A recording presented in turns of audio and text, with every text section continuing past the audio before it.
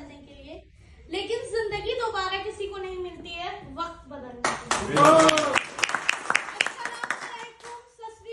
नमस्ते। जितने भी लोग यहाँ INS में आए, मैं शफकत सलीम आपका तहे दिल से स्वागत करती हूँ। हम लोग अक्सर अपने आप को अपग्रेड करने की कोशिश करते हैं। हम अपने अंदर कोशिश करते हैं कि जो हम आज हैं उससे कई ज्यादा बेहतर हम कल हों और आगे ऐसे ही हम आगे बढ़ते जाएं। हम अपने अंदर कई नई आदतों को ऐड करते हैं ताकि हम आज जो है उससे कई ज्यादा बेहतर आगे बन पाए, लेकिन हम काफी बार असफल रहते हैं। इसकी वजह ये होती है कि हम कमिटमेंट नहीं करते हैं। हम सिर्फ सोचते हैं कि हम ऐसा करेंगे, लेकिन हम खुद पे कमिटमेंट नहीं करते हैं ऐसा।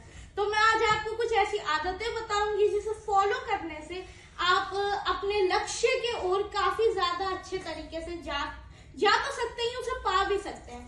तो पहली आदत है बी प्रोएक्टिव। प्रोएक्टिव और इनएक्टिव दो तरीके के लोग होते हैं भाई। इनएक्टिव वो लोग होते हैं जो circle of influence, circle of concern में आते हैं।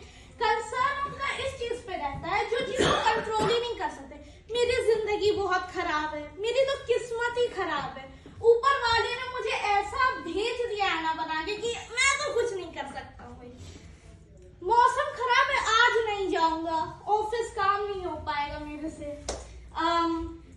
देश में कितनी गरीबी है, ये गरीबी तो हट ही नहीं सकती। ऐसी चीजों पे उनका ध्यान रहता है ना जिसे वो बदल ही नहीं सकते हैं। दूसरे होते हैं प्रोएक्टिव लोग। वो लोग जो जानते हैं कि जो भी मेरे साथ हो रहा है वो मेरी डिसीजन का नतीजा है। जो मैंने लाइफ में डिसीजन लिए हैं उसी का रिजल्ट मुझे मिल रहा है। हम जितना जिंदगी को अपने एफर्ट्स देते हैं ना उससे कई ज्यादा वो हमें लौटाती है, लेकिन हम वो नोटिस नहीं कर पाते। प्रोएक्टिव लोग वो लोग होते हैं जो अपनी हॉबीज, एक्टिविटी, एक्शन सब पे कंट्रोल करते हैं। वो अपने आप को डेवलप करते रहते हैं। अब ये आपके हाथ में कि आप प्रोएक्टिव बनना चाहते हैं या इनएक्टिव। अपने हैबिट्स को, अपने जेस्चर को कैसे आप कैरी करते हैं, ये होते हैं प्रोएक्टिव लोग। दूसरे लोग होते हैं begin with the and in mind, यानी कि जो पहले से सोच के रखते हैं कि एंड क्या होगा। इसका मैं आपको एक एग्जांपल देती हूँ जो कि है बिल गेट्स, माइक्रोसॉफ्ट के फाउंडर हैं, ठीक है। उनका एक बार इंटरव्यू हो रहा था, तो जो इंटरव्यू लेने वाली लेडी थी वो काफी ज्यादा स्मार्ट थी। तो वो लेडी उनसे सवाल पूछती है कि सर आप इतने अमीर कैसे बने, क्या आप ये बता सकते हैं। तो वो अपने जेब से चेकबुक निकालते हैं, चेक को साइन करके उनके सामने रख देते हैं। आप इसमें जितना अमाउंट भरेंगी वो अमाउंट आपका हो जाएगा। तो वो लेडी कंफ्यूज हो जाती है और चेक वापस कर देती है कि आप सर रख लीजिए, इसे मुझे बस इतना जानना था कि आप इतने अमीर कैसे बने।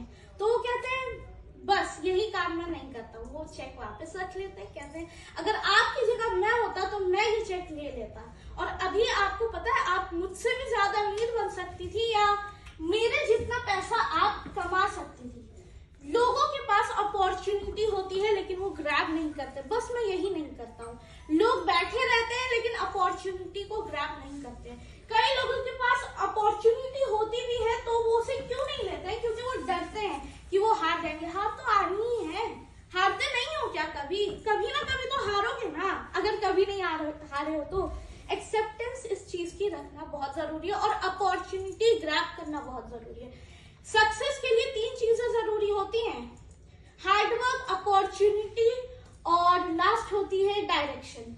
आपके पास मेहनत करने की बहुत क्षमता है, आपके पास चांस बहुत सारे हैं, लेकिन आप गलत लाइन में रहोगे तो कैसे होगा। आपने सीढ़ी चढ़ी अपनी लाइफ की, काफी आगे तक पहुंच गए, काफी चीजें अचीव कर ली, लेकिन जब आप एंड पर पहुंचते हो आप देखते हो आपने गलत सीढ़ी ले रखी है, आप तो वहां आना ही नहीं चाहते थे। तो ये चीज होता है, आपको एंड का सोच के चलना है, क्लियर रखना है कि आपको आगे क्या करना है। तीसरी चीज होती है पुट फर्स्ट थिंग फर्स्ट। इसमें ये होता है कि हमें जिस चीज को प्रायोरिटी देनी होती है वो होती है हमारे रिलेशनशिप, मनी और उसके बाद आता है हमारी हेल्थ। हमें इन चीजों को अपनी एजुकेशन को प्रायोरिटी देनी होती है, लेकिन हम प्रायोरिटी देते हैं अपने डिस्ट्रैक्शंस को, चाहे वो रील स्क्रॉल करना हो, चाहे वो फोन चलाना हो, बहुत ज्यादा टीवी देखना हो, हम इनको प्रायोरिटी दे देते हैं। अपने आप से कमिटमेंट करना बहुत जरूरी है कि हम ऐसी चीजों को प्रायोरिटी नहीं देंगे। अपने आप को क्लियर करना बहुत जरूरी है। इस चीज के लिए देखिए